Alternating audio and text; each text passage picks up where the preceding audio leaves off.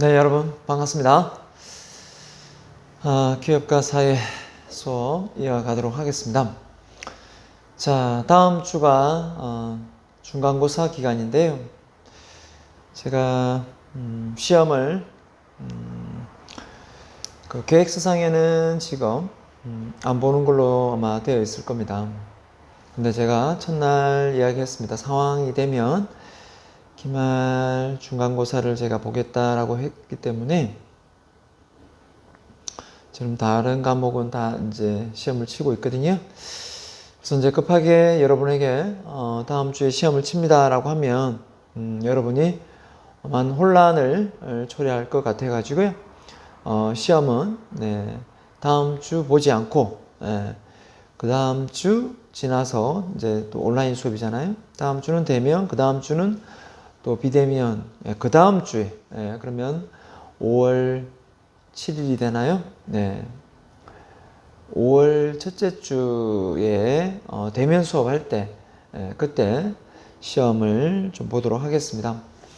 시험 범위는 오늘 배우는 이 6장까지 시험 범위를 넣겠습니다. 그 이후에 뭐 7장 배우더라도 시험 범위는 6장까지 이렇게 해서 여러분이 시험을 충분히 공부할 수 있도록 제가 배려를 하겠습니다. 그래서 다음 주에는 정상 수업을 하고요. 정상 수업을 하고 그 다음 주에 대면 수업 때 시험을 치르겠습니다. 시험 문제는 20문항이고요. 그리고 단답, 서술형 형식으로 나오지 않습니다. 단답 형식으로 해서 객관식 문제가 많이 나올 거고 단답형 문제가 나올 겁니다. 그렇게 준비를 해주면 되겠고요. 기타 더 문의 사항이 있으면 다음 주 대면 수업 때 그때 이야기를 질문을 하면 되겠습니다. 그냥 중간고사를 안 치려고 기말고사만 치를 수도 있는데 그러면 시험 범위가 너무 많아서 시험 범위가 좀 많아서 원래 전면 다 온라인 수업할 때는 중간에 이렇게 이제 요약을 해가지고 제출을 했었습니다. 학기별로 강의 내용을 요약해서 이제 시험 문제가 이제 중요한 내용을 요약해서 노트로 이제 이렇게 제출을 받았는데 이번에는 일단 대면 비대면을 격주로 하고 있기 때문에 시험을 일단 치르는 게 다 지금 분위기가 그런 분위기로 가고 있기 때문에 시험을 치르겠습니다. 이 점 알고 여러분이 좀 준비를 잘 해서 시험을 잘 봤으면 좋겠습니다. 20문항 이야기했습니다. 자, 오늘은 지난 수업 시간에 이어서 기업의 집중에 대해서 이야기를 좀 하겠습니다.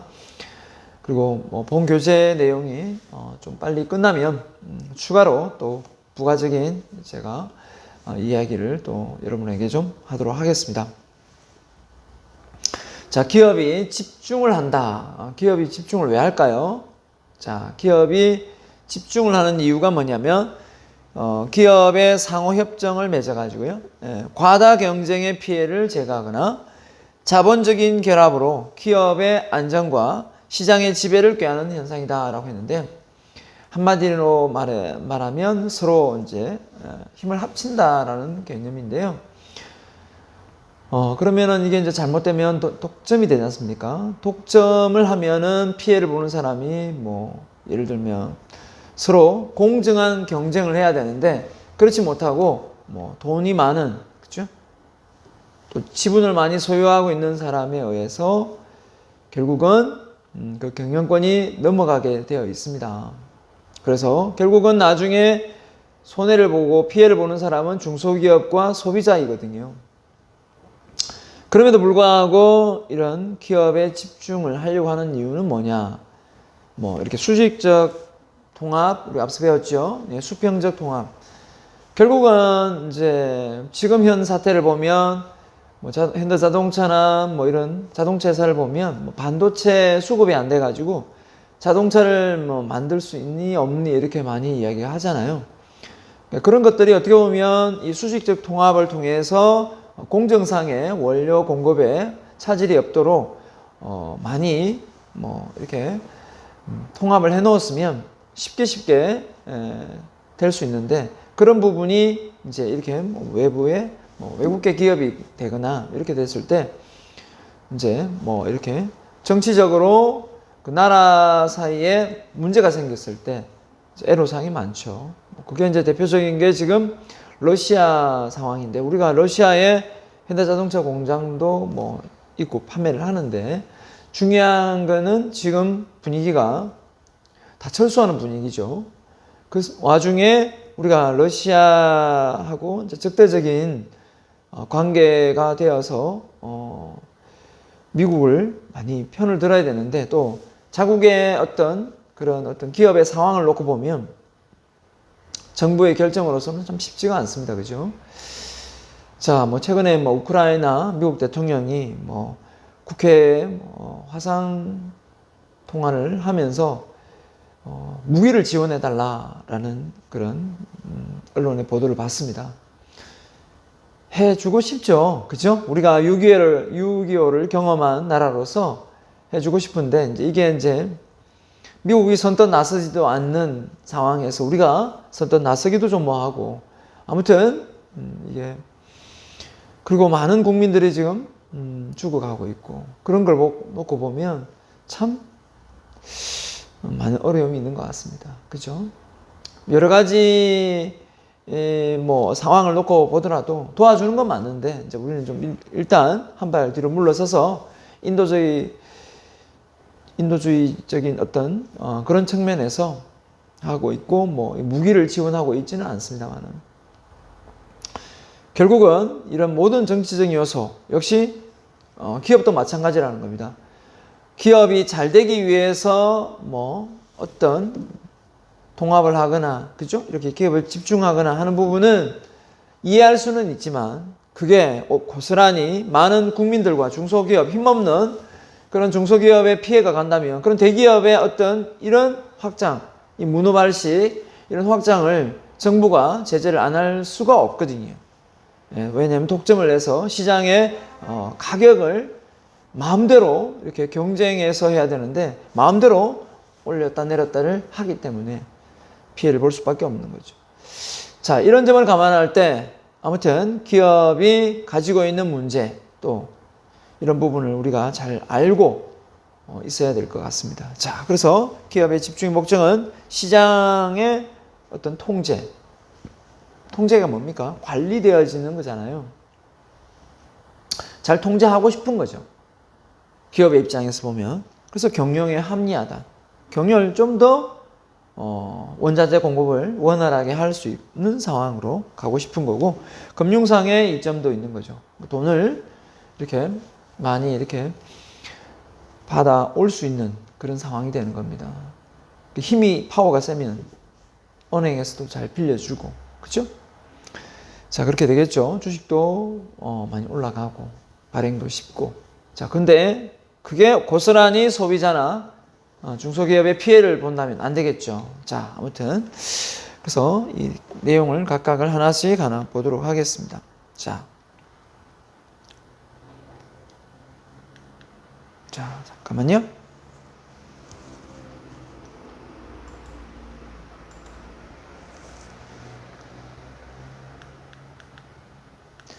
자, 그래서 시장의 통제라고 했죠. 경쟁을 제한하거나 배제할 목적으로 동종 또는 유사 부분에 기업들이 상호 불필요한 경쟁과 손실을 배제하고, 취지는 너무 좋죠, 그죠? 독점 이익을 누리자 수직적, 수평적 기업을 집중하는 것이다. 여기까지 참 좋은데, 불필요한 경쟁, 손실을 배제하고, 여기까지 참 좋은데, 독점의 이익을 누리고자, 이게 이제 누군가는 피해를 볼 수밖에 없는 상황이 된 거죠. 그래서 대표적인 이 시장 통제에서 카르텔하고 트러스트가 있다. 뒤에 상세히 또 나오기 때문에 다시 설명을 드리겠고요. 카르텔은 말 그대로 연합을 하는 거고, 이 트러스트는 좀 더 강하게 지배를 하는 겁니다. 신사협정이라고 하죠. 카르텔은. 왜냐하면 경영권은 다 살아있으니까요. 트러스트는 그게 아니죠. 경영권도 완전히 상실한 한 상태에서 힘을 못 쓰는 상황이 되니까. 자, 그래서 경영이 합리하다. 생산 공정이나 기술적 합리화에 의해 생산비를 절감하고, 그죠? 원재료의 안정적 확보. 이게 이제 가장 큰 경영의 안정화죠, 그죠? 제품의 유통, 판매 이런 부분을 다 통합을 해서 어떻게 보면 말 그대로 잘 통제하겠다라는 겁니다. 경영 합리화를 통해 경영 경쟁력을 확보하는 것을 의미한다 했습니다. 그래서 석유 정제회사와 석유 화학회사가 이렇게 서로 결합을 해서 어떻게 보면 자회사끼리 그렇죠? 이렇게 쉽게 원료를 공급받을 수 있는 그런 구조로 되어 있지 않습니까? 네, 그래서 정제회사에서 나오는 걸 바로 화학회사에서 넘겨주기 때문에 원료 공급에 차질이 없다라는 거죠. 현대자동차에서 철근이 많이 들어가는데 현대제철소에서 그죠? 공급해가지고 바로 수주를 하면 뭐 그것만큼 좋은 게 없잖아요. 다른 회사들보다 훨씬 더 유리한 그런 부분이 있는 거죠. 삼성 자동차가 뭐 철강 회사가 있는 것도 아니고, 그죠? 자, 그 다음에 바로 금융상의 이점이 있다. 재벌 또는 금융업자가 그죠? 출자 돈을 처음에 투자하는 겁니다. 관계를 통해서 다른 기업을 지배하려는 금융상의 목적으로 기업을 집중하는 경우다. 그래서 어떻게 보면 그 회사의 지분을 많이 가지고 있으면 그 경영을 통제하려고 할 수 있는 힘이 파워가 실리니까 돈 있는 대기업이나 아니면 외국계 기업들이 우리나라의 기업들을 이렇게 좌지우지할 수도 있겠죠. 자, 이런 부분입니다. 그래서 은행, 보험 등의 금융기관이 제조업에 융자 투자를 하는데 이런 부분에서 어떻게 보면 더 많이 금융기관으로부터 덩치가 커지고 그죠? 이렇게 집중되면 뭐 경쟁사가 뭐 없다시피 하면 더 대출을 받기도 쉬울 거고 저리로. 자, 그래서 금융자본형 콘체른이다라고 했습니다. 자, 독일에서 쓰여지는 말이에요. 미국은 콘체른보다는 지주회사라는 말 많이 쓰고요. 자, 그래서 카르텔 상세히 배워보도록 하겠습니다. 카르텔이 뭐냐? 다수, 동종, 유사 같은 기업, 그죠?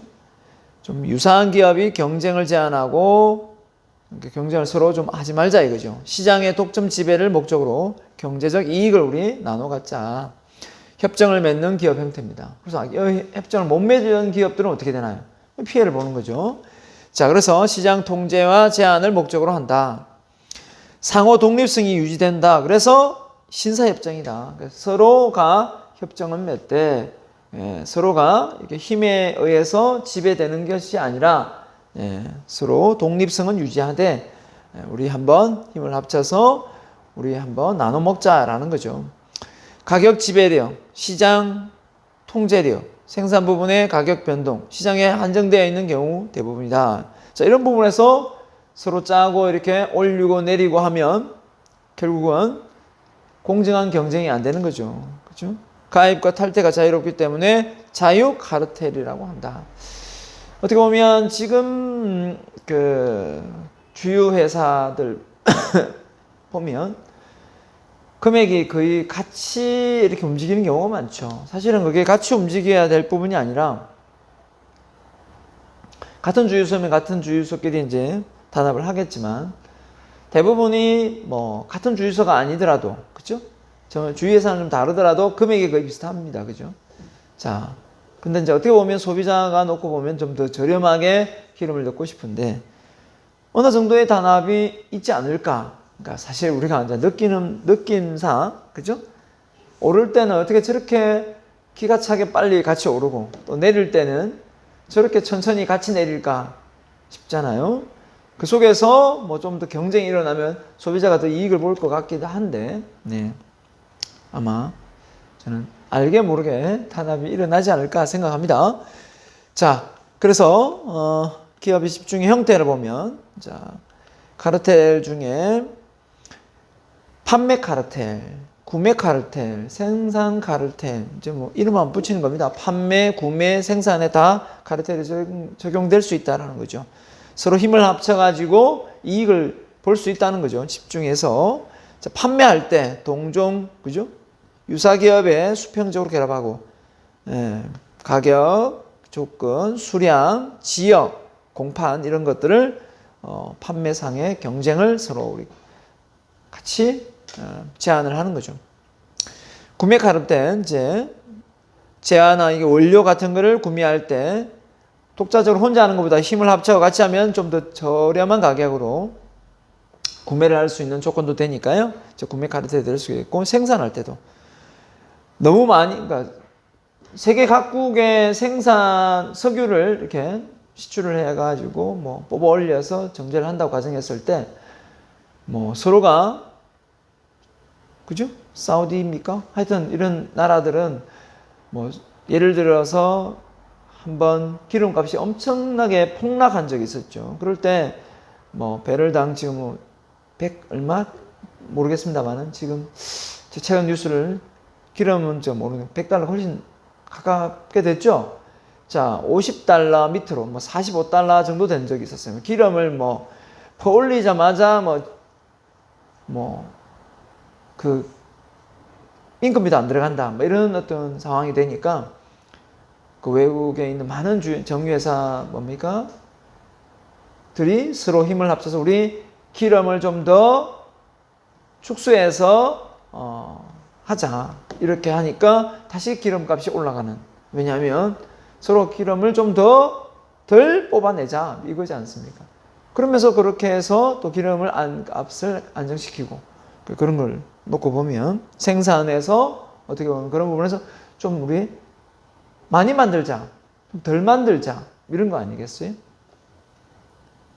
아무튼 그런 부분에서 힘이 실린다라고 볼 수 있겠죠. 자, 그다음에는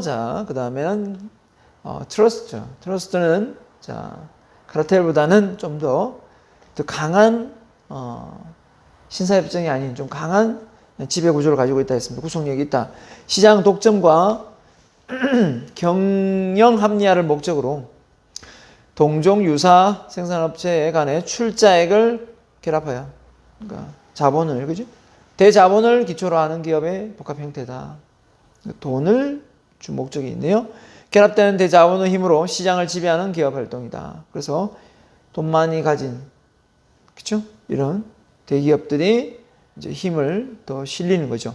자본력, 법률적 독립성을 완전히 상실하고 상호 결합한 집중 형태다. 카르텔보다 구속력이 강할 수밖에 없죠. 그래서 여기 특징적으로 흡수합병, 그러니까 아예 합병이 돼버리거나, 그죠? 신설합병.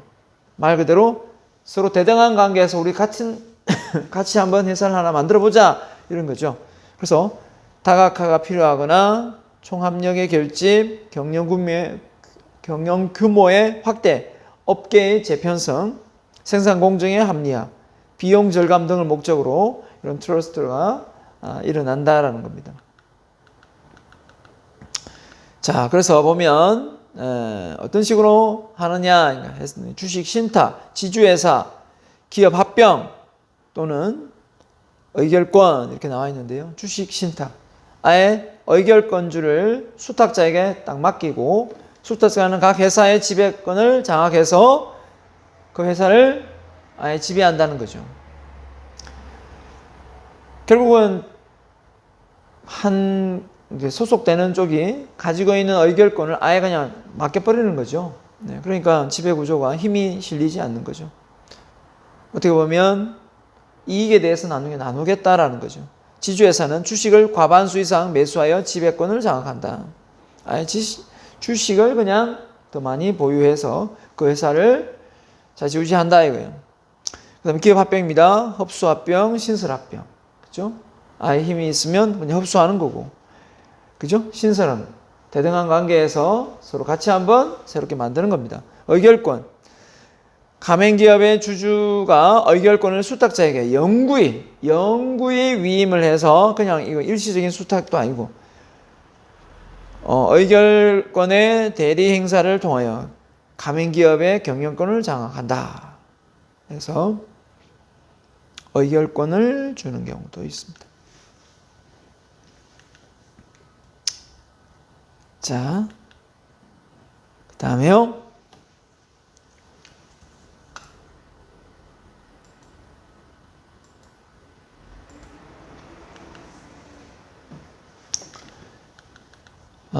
기업의 형태 중에 자, 콘체른. 자, 콘체른은 뭘까요? 자, 동종 유사업종 유사 제품의 생산업체. 자, 이종 제품의 생산업체 등 몇 개의 기업이 각각 독립성을 유지하면서 자본, 금융 관계의 기업의 최고의 결합 형태다. 앞서 트러스트하고 카르텔하고는 좀 더 다른 강한 겁니다. 산업과 금융의 일체에 의한 자본 지배를 목적으로 한다. 카르텔과 트러스트의 한계를 극복하고 고도의 성장, 기업 성장을 목적으로 목표로 하는 것이다. 자, 독일은 콘체른이라고 부르고 미국은 지주회사라고 부른다. 그렇게 했는데요. 자, 생산의 합리화를 목적으로 관계 기업이 수직적으로 결합하는 산업 콘체른. 금융자본이 들어오는 거죠. 금융업자의 장기적인 대부, 돈을 빌려주는 거죠. 주식 보유, 회사 주식을 사주는 거죠. 방법에 의해서 기업을 지배하겠다. 이거는 이제 기업에 대한 돈을 투자하는 거니까 빌려주고 은행권들이 금융 콘체른이 되겠습니다. 그죠? 이렇게 두 개로 산업 콘체른, 수익적으로 관련되어 있는 쪽에 금융을 이제 지배하는 거니까 산업 콘체른 이렇게 되겠습니다. 자, 자본력으로 이렇게 가는 거고요. 그래서 콘체른은 생산 콘체른, 판매 콘체른, 금융 콘체른에서 생산 과정에서 전후 관계에 있는 이종 기업, 이종 서로 다른 거죠. 수직적 결합을 하고 판매 관련 깊은 동종 기업의 판매 관련 수평적으로 결합하는 거고, 그 다음에 금융기관이 금융상의 결합을 형태로 하여 지배권을 관계를 형성한 금융. 자, 이런 게 있고요. 자, 그 다음에 콘체른 형태는 자본을 넣느냐, 자본 참가, 자본을 아예 넣고 지배하느냐, 자본 지배. 그 다음에 지주회사가 되느냐, 지주회사가 되는데 상호 간의 출자, 주식을 교환하는 경우가 자본, 돈만 들어가는 거고요. 대자본의 기업이 다른 기업의 주식 보유에 의해 그냥 지배를 하는 50% 해서 지배를 할 수도 있고, 또 때에 따라서는 뭐 얼마 안 돼도 가장 많이 보유한 사람이 되면 그 사람의 말을 듣게 되는 부분이니까 지배권이 강하죠. 뭐 회사 대기업의 기업의 창업주가 그 회사의 주식을 50% 들고 있지는 않잖아요. 그죠? 네, 그렇기 때문에 무조건 50%를 들고 있어야 된다라는 게 아니라 갖고 있는 사람 중에 가장 많이 들고 있다, 가장 많이 주식을 보유하고 있다 그러면 그 경영 지배권이 더 힘이 파워가 실릴 수밖에 없는 건 당연한 거고요. 지주회사, 최소한의 자기 자본으로 타 회사를 지배하는 목적으로 이렇게 자본력에 의해서 지주회사를 가지고 노는 거죠. 네. 자, 그래서 최소한의 한도의 자기 자본을 타 회사에 지배하는다. 지주회사.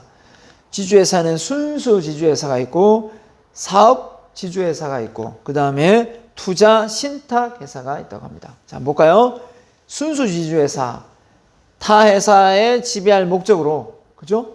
지배를 목적합니다. 주식이나 사채를 발행하여 자본을 조달하고 소액의 자기 자본으로 다수의 기업에 대한 지배를 하고자 하는 거예요. 순수 지주회사. 자, 사업 지주회사는 사업을 직접 운영하는 데 사용된다. 여기는 사업을 직접 운영한다는 말은 없죠. 또 일부분 자회사에게 주식을 투자한다. 자, 자기 자본을 투자하는 부분도 일치되는 부분도 있습니다. 하지만 사업을 직접 운영하는 데 사용하고 이렇게 되어 있죠. 그 다음에 투자 신탁은 맡기는 거잖아요. 이익 배당이나 이자 획득을 주목적으로 돈을 투자하는 거예요. 순수 지주회사와 같은 방식으로 정권 대위를 한다. 투자 신탁 회사는 투자를 주목적으로 하는데 반하여 순수 지주회사는 경영 지배를 주요한다. 경영을 지배하기 위해서. 그죠? 경영을 지배하기 위해서 순수 지주회사는 다수의 기업에 대한 지배, 이게 핵심이고, 사업 지주회사는 사업을 직접 운영하는 게 핵심이고, 투자 신탁은 투자도 하고, 그죠? 예, 이런 부분이 투자 신탁은 하는데 반하여 순서는 경지배니까 투자는 말 그대로 이익을 배당받기 위해서, 그죠? 이익을 배당받기 위해서 돈을 그냥 투자하는 겁니다. 투자 신탁회사. 이런 식으로 지주회사에 힘이 실리는 부분을 세분화해 놨습니다. 그죠? 자, 그래서 순환 출자가 해소된 롯데 지배 구조라고 했는데, 그 순환 출자가 해소됐다는 얘기니까 순환 출자가 안 좋았던 거겠죠? 안 좋았으니까 그게 해소됐다고 했으니까. 자, 순환 출자가 뭐냐면 A, B, C 기업이 있으면 그 기업을 지배하기 위해서 A, B, C 기업에 대한 지배권을 가지기 위해서 주식을 많이 보유해야 되지 않습니까? A, B, C 다 동등하게 많이 지배를 해야 되는데 회사가 그만큼 돈이 없으니까 어떤 식으로 합니까? A, B, C를 다 지배할 수 없고 A 회사를 지배하면 A 회사가 B 회사를 지배하고 B 회사가 C 회사를 지배해서 완전히 순환적으로 다 엮이게 돼 있어 가지고 또 전체적으로 보면 관리가 되어지게끔 이렇게 되는 거죠. 자, 이런 식으로 이제 회사를 운영하면 회사는 어떻게 보면 각각의 계열사들마다 다 어떻게 보면 돈을 덜 들이고도 그 회사를 좌지우지할 수가 있는 부분이죠. 자, 이 부분이 이제 안 좋은 부분이 많죠. 예, 그래서 이 순환 출자를 이제 법으로 좀 못하게 막아냈습니다. 그러다 보니까 이제 이런 부분에서 순환 출자를 해소한 롯데 지배라고 표현을 했고요. 그래서 회사마다 홀딩스라는 말이 붙잖아요. 홀딩스 이런 뭐냐면 기업을 있잖아요. 그런 기업이 홀딩스라는 사명을 갖고 있다면 기업은 지주회사라는 의미입니다. 지주회사. 그죠? 지주란 주식을 갖고 있다는 뜻입니다. 그래서 홀드 생각하면 이해하기 쉬운데 계열사의 주식을 보유해 그 회사를 지배하고자 하는 목적을 가진 회사가 바로 지주회사다. 계열사의 주식을 보유해 그 회사를 지배하고자 하는 목적을 가진 회사, 지주회사. 자, 지주회사인데요. 자, 그 다음에 지주회사는 어떻게 합니까? 지주회사는 체제가 도입되기 전 우리나라 기업들은 순환 출자를 먼저 하고 그 다음에 이제 지주회사 시스템으로 이제 가게 된 거죠. 네. 자, 그런데 예를 들어 A, B, C 기업이 있다고 하면 해당 그룹은 세 기업을 모두 경영하려면 세 기업 주식 모두 충분히 갖고 있어야 됩니다. 아까 설명했죠. 하지만 A 기업이 주식이 충분히 갖고 있는데 B, C 기업이 주식이 없어요. 그럼 B, C는 지배를 못 하겠죠. 그렇다 보니까 이런 경우에 순환 출자를 해가지고 A, B, C 기업 모두의 영향을 행사할 수 있는데 A 기업이 B 주식을 가지고 B 기업이 C 주식을 사고, 그죠? C가 다시 A 주식을 갖게 해서 다 뱅글뱅글 도는 거죠. 순환이라는 말 그대로 도입을 했는데 이렇게 해서 경영을 지배했었는데 이걸 이제 금지시키니까 그냥 지주회사 정도만 해라. 다 관리하려고 하지 마라. 이제 이렇게 되는 거죠. 서로 엮이게 하지 마라. A, B, C가 다 같이 엮여버리지 않습니까? A, B, C는 다 따로인데, 그죠? 지주회사만 힘을 실리게 하라 이거죠. 다 연결되게 하지 말고. 예. 자, 그래서 집중의 형태. 자, 또 다른 새로운 집중의 형태입니다. 앞서 했던 콘체른, 트러스트, 카르텔 말고, 자, 콤비나트, 컨글로머티, 예. 그 다음에 디베스티처, 이렇게 나와 있는데 한번 보겠습니다. 자, 기업 집단. 자, 역시 기업 집중, 기업 집단. 자, 이런 것들이 어떻게 보면 뭡니까? 주식을 상호 보유하고 중력을 파견하고 업무를 제휴하고 기술의 원조 등을 같이 하면서 기업을 경영하기에 유리한 쪽으로, 통제하기에 유리한 쪽으로 가고자 하는 거죠. 그래서 참가 기업 간의 계속적인 공동의 이익을 설정하는 기업 집중 형태다. 기업 집단, 예, 기업 집단이라는 표현을 썼습니다. 자, 콤비나트, 이게 이제 기업 집단이 되겠네요. 콤비나트, 컨글로머리터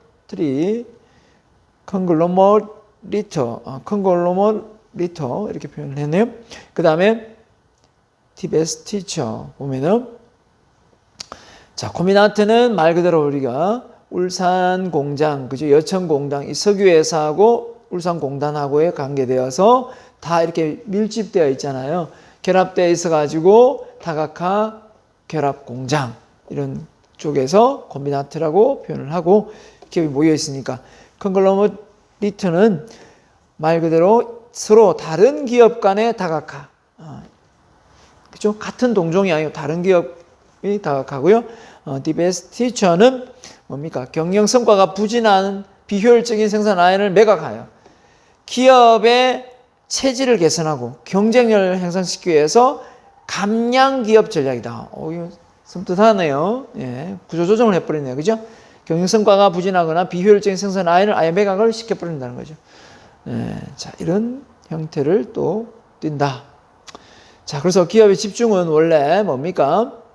상호 경쟁을 피해가지고 서로 뭡니까? 시장을 지배할 목적으로 했지만 결국은 기업의 집중이 가지고 있는 장점은 결국은 생산비 절감하고 생산 기술을 향상시키고 자본에 유리한 어떤 이용을 목적으로 하지만 결국은 이게 고스란히 공정한 자유 경쟁을 훼손하고, 그죠? 공공의 이익을 훼손하고, 그죠?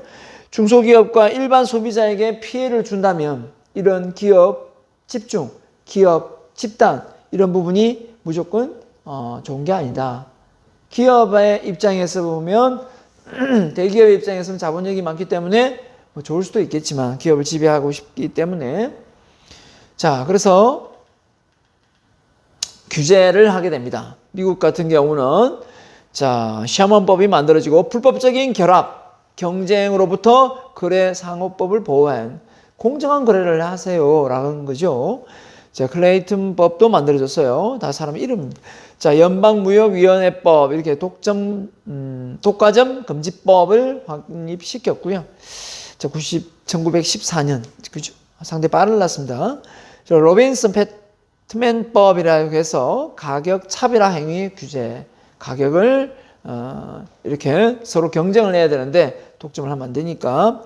그 다음에 반합병법을 해가지고 1950년도에 자, 중소기업 합병을 조성하기 위한 법이다. 그래서 이런 법들이 만들어져서 기업이 집중을 하는데 대기업들이 못하도록 막는 거고요. 그 다음에는 독일입니다. 독일이 또 경쟁력 남용을 해서 단속용을 했고, 그래서 카르텔에 대한 본격적인 규제를 했던 게 1923년이네요. 경쟁 제한 금지법을 만들어서 독과점 금지가 체계화된 적도 있었고요.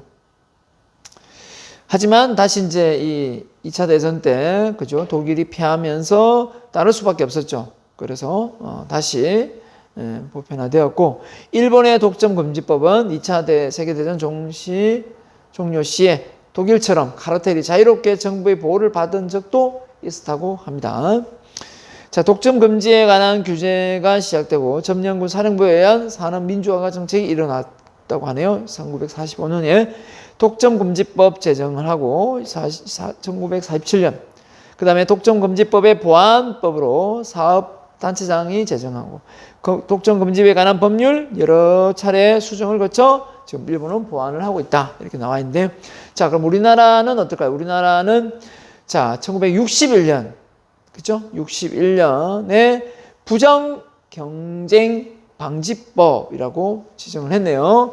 자, 건전한 상거래가 질서를 유지하기 위해서 부정경쟁방지법을 만들었고, 물가안전 공정거래를 위해서 법령으로 1957년에 소비자보호법을 1980년도에 독점규제 공정거래에 관한 법률을 1985년도에 제정을 했다고 합니다. 그냥 이런 게 있다라 정도 하면 되겠죠? 자, 이런 문제를 시험 문제 내면 여러분 다 맞출 수가 없겠죠.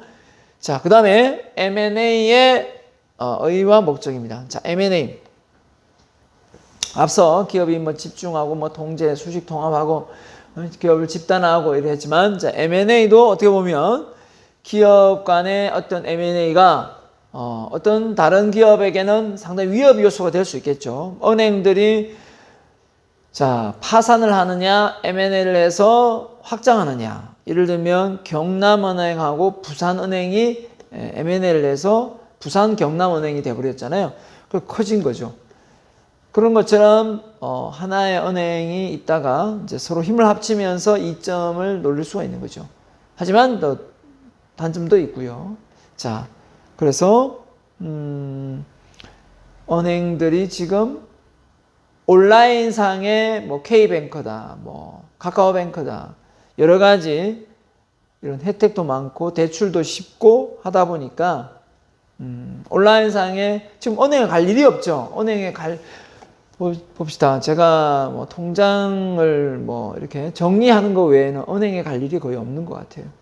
자, 그렇다 보니까 시중에 있는 은행원들이 정말 지금 많이 구조조정의 대상이 되고 있다는 걸 알고 있고요. 위에 사람을 내보내야 이제 일단 인건비가 많이 줄어드니까 밑에 신입은 이제 어느 정도 유지할 정도만 뽑아서 유지를 하고 있는 걸로 알고 있습니다. 그만큼 이제 은행을 이용하는 고객이 줄어들면 줄어들수록 앞으로 은행은 많이 축소될 것 같고, 그 대신 이제 ATM기나 이런 그죠? 편리한 이런 기계들이 우리를 맞이하고 있을 것 같습니다.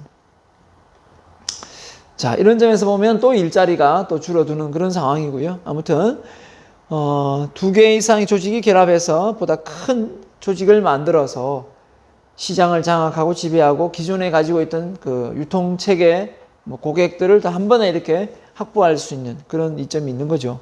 자, 목적은 산업의 합리화, 시너지 효과, 힘을 합치니까 기업의 성장과 발전을 기하는 데 있다라고 했습니다. 그래서 다각화를 목적으로 한다. 전혀 관련이 없는 쪽하고 M&A가 일어나는 경우도 일어날 수도 있고, 다각화라는 부분은 폭이 넓어지는 부분이니까 경쟁력 강화와 상권 확대를 목적으로 한다. 이 점이죠. 상당한. 기업이 갑자기 이렇게 인수합병을 함으로 해서 훨씬 더, 그래서 주식도 주가가 막 오르죠. 어느 회사가 부실했는데 갑자기 어디에 인수를 한다. 그러면 인수되는 회사나 인수를 하는 회사나 다 주가가 오릅니다. 그죠? 경영 기반의 강화를 목적으로 한다. 그래서 덩치가 커진다. 이거죠. 자, 그래서 M&A 형태를 보면은 흡수합병이냐, 신설합병이냐라고 해서 흡수는, 신설은 해서 수평적 합병, 수식적 합병, 뭐 혼합합병 이렇게 해놨는데요. 자, 인수에는 자, 말 그대로 자산 인수, 주식 인수, 영업 인수 뭐 이렇게 영역별로 있습니다. 우호적이냐, 적대적이냐, 인수를 하는데 기분 나쁘게 하느냐, 그냥 합의해서 하느냐 이거죠. 자, 주식을 양수한다. 제3자에게 배당을 정자한다. 그 다음에 적대적 인수입니다. 공개 매수를 해버린다. 공개적으로, 그죠? 이 회사를 내가 사겠다. 위임장 되게 뭡니까? 말 그대로 서로 대등한 관계에서 보유수가, 주식 보유수가 일치되는데, 자, 여기서 설명이 좀 나옵니다. 먼저 제3자의 배당. 주주가 아닌 사람에게 자본 참여의 기회를 줌으로 해서 제3자의 배당 정식을 통해서 인수하는 경우가 있고, 자, 위임장은 자, 적대적 M&A 사유로 경영권에 분쟁이 발생했을 때 양측 누구도 과반의 지분을 확보하지 못했을 경우에 과반을 확보를 못한 겁니다. 주주총회에서 승리하고자 기타 주주들의 지지를 얻기 위해 벌이는 표대결이다. 그래서 만일 누가 더 이런 주주들의 지지를 받느냐라는 거죠. 이걸 위임장 대결이다. 아예 과반수를 받아버리면 문제가 없겠지만 M&A를 하는데, 그죠? 적대적 M&A를 하는데, 인수하는데 문제가 없겠지만 그렇지 못한 경우는 어떻게든 위임장 대결을 통해서 한다 이거죠. 자, 그 다음에 자, 형태를 보면 M&A 방법, 공격 기법에 따라 자, 이렇게 방어 기법, 공격 기법, 자, 할 수도 있고 방어를 해야 될 때도 있을 거고, 그죠? M&A를 원치 않으면 방어를 해야 될 거고, 하고 싶으면 공격을 해야 되는 부분인데, 자, 공개 매수를 한다, 헛기싸다, 그린메일이다, 파갱이다, 토요일날 밤 기습 작전이다, 이렇게 표현을 해놨네요. 자, 방어 기법으로 백기사, 독약처강, 황금, 낙하산, 왕관의 보석, 팩맨이다, 초다수 의결제다, 이렇게 해놨는데요. 자, 몇 개 보겠습니다. 자, 공개 매수다. 아예 대놓고 하는 겁니다. 그래서 공개적으로 특정 기업을 인수하기 위해 공개적으로 주식을 매입하겠다는 의사를 밝히고 장외에서 시중 가격보다 높게 주식을 아예 사들여서 그 회사를 내가 매수해 버리겠다, 이런 거죠. 자, 상당히 파워풀한 겁니다. 자, 그린메일이다. 뭡니까요? 주식을 대량으로 매입한 후 기존의 대주주에게, 그죠? 주식을 높은 가격으로 매입하도록 또다시 권유를 하는 겁니다. 위협을 통해 시세 차익을 노리는 거죠. 참 이럴 수도 있겠고요. 그 다음에 파킹. 자, 우호적인 제3자를 통해 지분을 확보하게 하는 방법 등. 자, 주식을 매입한 후 주주총회에서 제3자로 하여금 투표권을 행사하게 하여 기습적으로 경영권을 탈취하는 방법이다. 자, 그래서 돈을 제3자에게 본인이 없으니까, 그죠? 예. 그 다음에 흑기사, 백기사 반대죠? 경영권을 탈취하는 제3자의 세력을 말한다. 우호적인 제3자의 도움을 받아가지고 M&A를 하게 되는데 경영권을 탈취하는 데 도움을 주는 제3자의 세력을 말한다. 자, 흑기사, 백기사 있고요. 곤포옹이다. 뭐냐? 사전에 예고 없이 자, 공개하는 것도 아닙니다. 매수권 조건을 제시하고 편지 등을 보내어 경영권을 빠른 시간 안에 넘기도록 협박하는 것이다. 예, 협박, 곤포옹이라는 했네요. 자, 그 다음에 방어도 있었죠. 방어 기법으로 백기사. 자, 백기사는 뭡니까? 자, M&A를 당하고 싶지 않은 거죠, 지금. 자, 기업이 M&A를 공개받을 때 스스로 방어를 해야 되는데 자본이 부족해서 방어를 할 수가 없어요. 지분에서 지니까. 우호적인 제3세력이 나타나서 경영권을 보호해 주는데 얘가 나옵니다. 외국계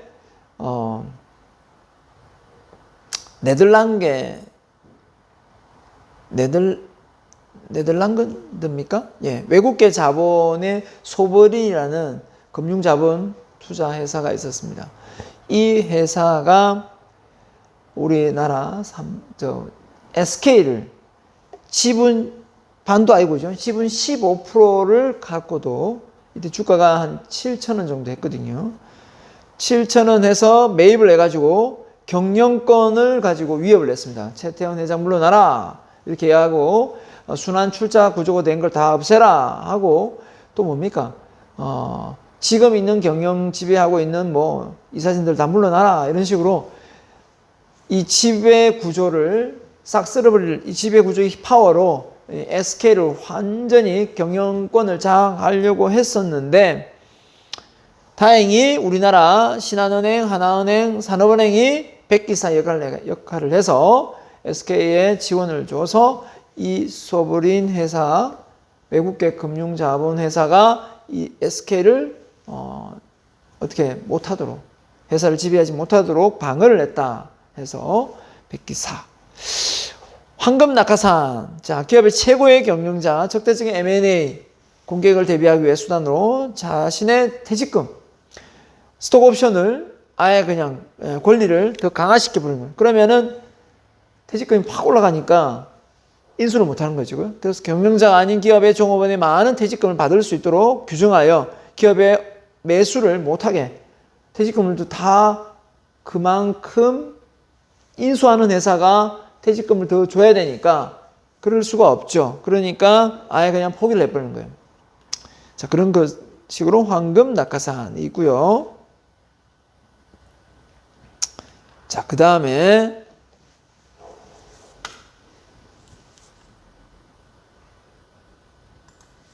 자, 팩맨이라고요. 적대적 M&A를 시도하는 것이 밝혀지면 매수를 당하는 기업도 이에 대항하여 자신이 거꾸로 매수를 하는 겁니다. 공개 매수. 백기사는 그죠? 아까 앞에서 공개 매수가 있었죠? 공개 매수에 반대되는 개념이네. 팩맨. 적대적 M&A를 시도하는 그 회사의 주식을 오히려 거꾸로 너도 한번 당해봐라 하면서 역공개 매수하는 방법이 팩맨이다. 자, 그 다음에 독약 처방해서 기업이 이사의 결정만으로 기존 주주에게 새로 발행한 주식을 시가보다 훨씬 싸게 권리를 줌으로 해서 M&A를 아예 못하게 주식수를 많이 늘려버리는 거죠. 그러면 다시 이 회사 내가 한번 지배하려고 M&A 하려고 하다가 주식수가 늘고 또 많은 주주들이 생기니까 안 되겠다 해서 포기를 하는 거죠. 독약 처방. 그래서 기존 주주들한테 주식을 저가에 매수할 수 있는 기회를 줘버리는 겁니다. 자, 그래서 M&A의 장점은 뭐냐라고 보면 자, 피인수 측이 보유한 것을 단기간에 확보해서 시간을 절약할 수 있다.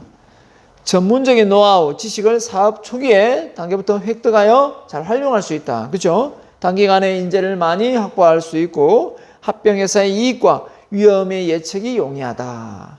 서로가 상생해서 이익이 된다. 단점이 있다면 표면화되지 않는 여러 문제가 발생할 수 있겠죠. 그게 대표적인 게 이제 기업 문화도 다르고 또 이게 서로 이제 직급 체계도 다를 수 있고 또 월급 체계도 다를 수 있잖아요. 그죠? 이런 것을 이 인수합병하든 뭐 신설합병하든 서로가 잘 합의해야 되기 때문에 이게 잘 되기가 힘들 수도 있다. 자사의 경영 방침, 이 관리 방식이 있는데 이 기업 문화가 확 바뀌잖아요. 인수합병을 하면서. 물론 뭐 이제 인수하는 쪽이 그죠? M&A를 하는 쪽이 더 파워가 실리겠지만 대등하게 했을 경우는 어떻게 됩니까? 대등하게 이제 또 짜야 되겠죠. 경영의 어떤 틀을. 자, 이렇게 됨으로 해서 M&A가 좋은 점도 있고 안 좋은 점도 있다. 그런데 좋은 점이 더 많기 때문에 주식이 오르는 걸 봐서는 회사가 훨씬 더 성장하는 쪽으로 가기 때문이 아닌가라고 생각합니다. 자, 여기까지 하고 조금만 더 여러분에게 제가 추가로 우리 교재에는 없지만 여러분에게 강의를 하나 말씀드리도록 하겠습니다. 그게 뭐냐면 오늘 여러분에게 짧게 하나 말씀드리고 싶은 게 뭐냐면 여러분의 마인드를 긍정적으로 가져라 라고 말씀드리고 싶어요.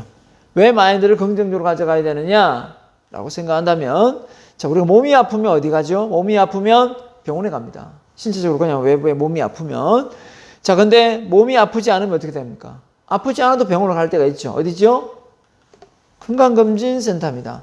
건강검진센터에는 아프지 않아도 가도 검진을 다 해주죠. 물론 병원도 해주긴 하지만 가서 사전에 내가 뭐 정상이 없는 아파도 그 암에 걸려도 3기가 돼야만 드러나는 뭐 간이라든지 대장이라든지 이런 쪽은 췌장이라든지 이런 쪽은 수시로 이렇게 관리되어져야만 건강을 잘 유지할 수 있지 않겠습니까?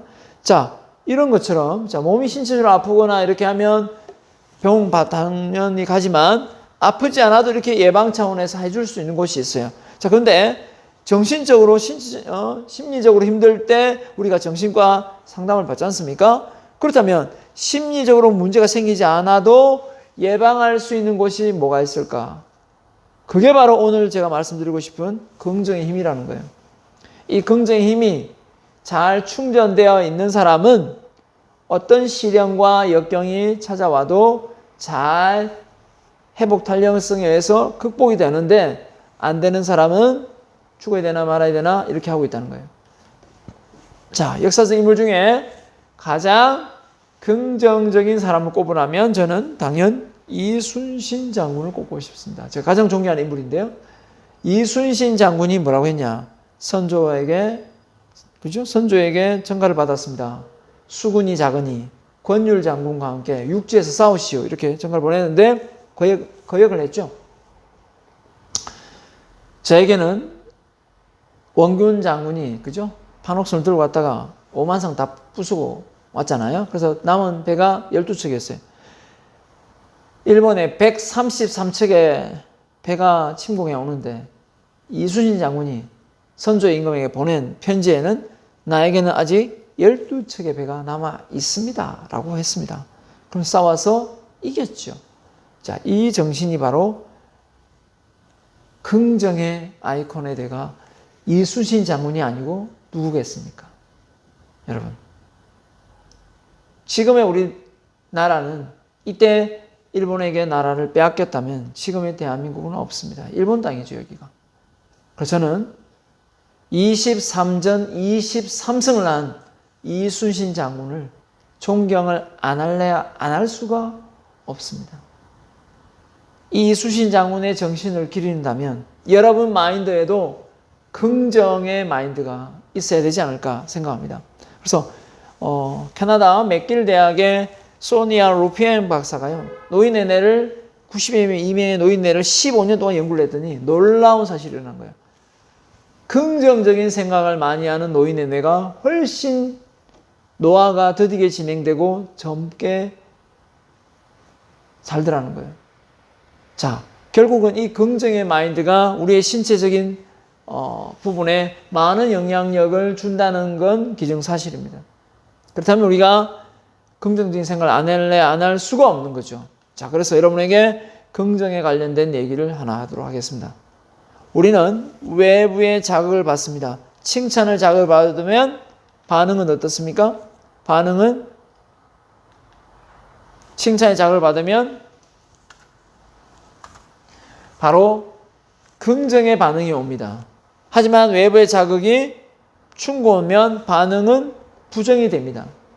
근데 꼭 그렇지만도 않습니다. 왜 그러냐면 이 중간에 마음의 상태에 따라서 외부의 자극이 충고가 되든 칭찬이 되든 마음이 부정이면 반응은 부정이거든요. 외부의 자극이 아무리 부정이라도 충고가 오더라도 내 마음의 상태가 긍정이면 또 긍정이 나옵니다. 자, 이게 바로 우리의 마음의 상태입니다. 결국은 우리가 외부에 의해서 기분이 나빠지고 좋아지는 게 아니라 내가 지금 가지고 있는 긍정의 에너지에 의해서 기분이 좋아지고 나빠지고 된다는 거예요. 결국은 외부에서 나를 기분을 나쁘게 하는 부분이 있다고 생각하면 엄청난 스트레스를 받으면서 인생을 살 수 있지만 그게 아니라 외부에 상관없이 내가 긍정의 에너지가 있다면 외부의 자극이 좀 부정적이더라도 얼마든지 긍정적으로 해석해서 인생을 행복하고 즐겁게 살아갈 수가 있다는 겁니다. 어떻게 생각합니까?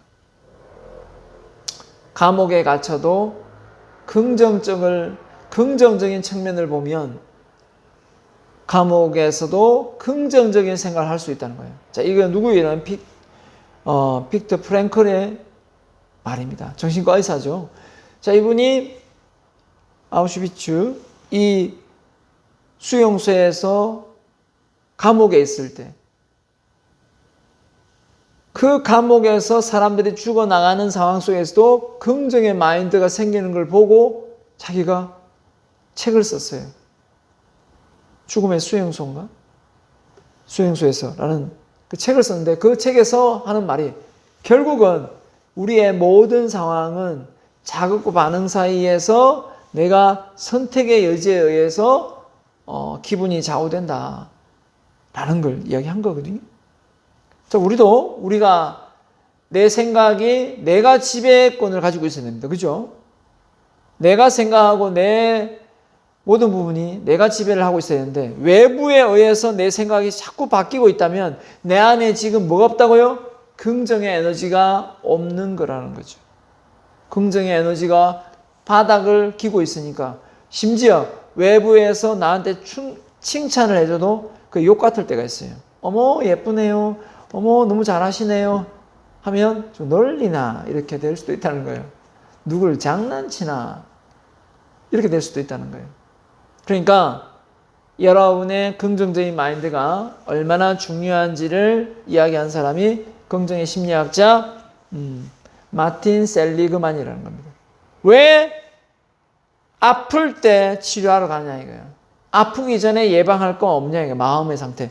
인간의 약점, 장애에 관한 학문이 아니라 심리학은요. 강점과 특성에 대한 학문이다. 진정한 치료는 손상된 것을 고치는 것이 아니라 우리 안에 있는 최선의 가능성을 이끌어내는 것이다. 공감하지 않습니까? 멋지잖아요. 저도 와닿았습니다.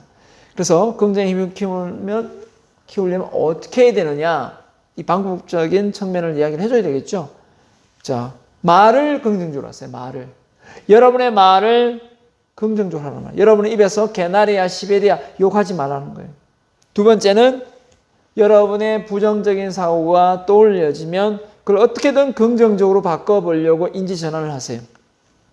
세 번째는 목적성 있는 삶을 사세요. 목적이 없는 삶을 살지 말고 내가 어떤 목표를 세우고 왜 내가 이걸 하고 싶어 하느냐, 이걸 이뤄서 내가 뭘 누리고 뭔가를 하고 싶냐, 남들에게 어떤 혜택을 주고 싶냐, 이런 목적성이 있어야 된다는 거예요. 목적성은 개인주의가 아닙니다. 목적성은 내가 이룬 꿈으로 남에게 이로움을 주는 게 목적성이에요. 네 번째입니다. 자신과 약속을 잘 이행하라는 겁니다. 매번 자신과의 싸움에서 지는 사람은 자기 신뢰지수가 낮아요. 그런 사람이 긍정의 에너지가 높은 사람은 없습니다. 결국은 자신과의 약속을 잘 이행하는 사람이 긍정적인 사람이더라 라는 겁니다. 다섯 번째, 긍정적인 사람들하고 어울리라는 거예요. 삼삼오오 모이면 계속 그 자리에 없는 사람을 욕하는 사람이 있어요. 그런 사람들하고는 어울리지 마세요. 내 없는 자리에 반드시 그 사람은 내 욕을 하게 되어 있습니다. 100%입니다, 이거는. 그래서 저는 내 앞에서 누구 남 욕하는 사람은 별로 안 좋아합니다. 왜냐하면 내가 없을 때 그 사람은 100% 나를 또 욕하기 때문에. 자, 그래서 여러분 마지막입니다. 실패의 새로운 패러다임을 바꿀 필요가 있습니다. 바로 긍정의 메시지를 가지고 있다면, 에너지를 가지고 있다면 실패는 단지 실수한 겁니다. 실패는 시간이 좀 더 걸리는 겁니다. 실패는 방법을 달리하는 겁니다. 실패는 내가 큰 꿈을 갖고 있기 때문에 실패한 겁니다. 실패는 위인이 될 기회가 왔다는 것입니다. 왜? 많은 위인들은 많은 실패를 했거든요. 그래서 실패, 누구나 합니다. 실패, 성공을 의미합니다. 성공 없이, 실패 없이 성공할 수 없으니까요. 실패를 통해서 더 많이 배울 수 있습니다. 실패는 도전을 의미합니다. 도전했기 때문에 실패하는 거니까요. 실패는 포기하지 않으면 됩니다. 라는 겁니다. 그래서 실패는 무지에서 옵니다. 실패는 인간미를 느낍니다. 실패는 존경받을 인물이 됩니다. 왜? 그 많은 실패에도 불구하고 어떻게 그 일을 달성했을까? 이렇게 사람들이 공감하는 거죠. 큰 성취감을 맛봅니다. 뭘 하는데 바로바로 잘 되는 거하고 하다가 안 되다가 나중에 되는 거하고 어떤 게 성취감이 없습니까? 실패는 겸손함을 배웁니다. 여러분, 이렇게 실패를 단지 그냥 실패한 낙오자로 생각을 했다면 오늘 여러분 이번 기회에 여러분의 실패를 긍정적으로 바꿔보시기 바랍니다. 자, 이런 말씀 들었죠? 우리나라 대기업 나오고, 우리나라 서울대 나오고, 해외 하버드대를 나와도 성공을 못하는 사람은 못한다고 했습니다. 왜? 머리가 좋고 다 됐는데 왜 못할까요? 바로 리스크를 안는 이 실패를 겁내기 때문이에요. 리스크를 안는 실패를 하지 않으려고 하고 리스크를 안 하려고 하니까 어떻게 성공할 수 있겠습니까? 실패를 긍정의 메시지로 다시 전환한다면 여러분은 반드시 성공할 것이라 확신합니다. 여기까지 하겠습니다. 그래서 여러분 실패를 절대 겁내지 마시기 바랍니다. 성공의 반대말은 실패가 아니라 도전하지 않는 것이다. 꼭 기억하고 포기만이 실패다라는 겁니다. 아시겠죠? 네. 그러면 수업 시간에 뵙겠습니다. 다음 주에 뵙겠습니다. 다음 주에는 시험은 안 칩니다. 다음 주에 5월달 첫째 주 대면 수업 때 시험을 중간고사를 치르도록 하겠습니다. 감사합니다.